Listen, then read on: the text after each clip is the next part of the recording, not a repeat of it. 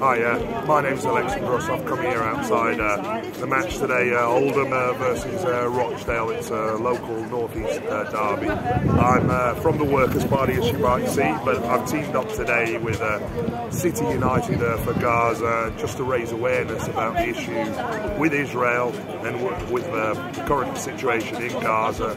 We've got the situation where Israel is allowed to compete in all sporting competitions, including football, despite mass genocides. Belarus, which didn't even invade anybody, didn't have anything, they were just allies with Russia, got banned within days. So with Russia, why not Israel? That's my mistake.